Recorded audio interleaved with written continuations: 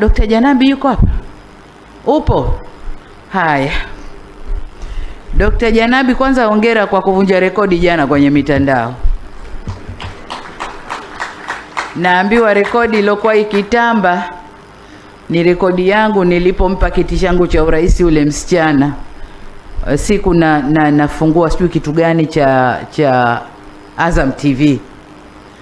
Lakini jana Janabi kavunja rekodi, kanipita kwa mitandao ilivyo basti. Kwa hiyo hongera sana. Nimekuteua kuwa mshauri wa rais mambo ya afya.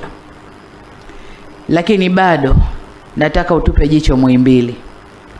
Lakini jengine tatoa siri hapa. Tumeangalia CV nyingi. Nilikuwa na CV kama 5 za wenzio. Tukaona yako tunaweza kuipeleka kwenye competition ile ya WHO. Kwa hiyo tunakutayarisha kwenda huko. Wakati ukifika tutapeleka huko CV yako na tutakuingiza kwenye competition. Kwa from now onwards jiandae kwa hilo.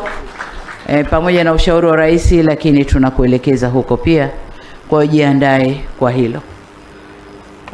Mengine alobaki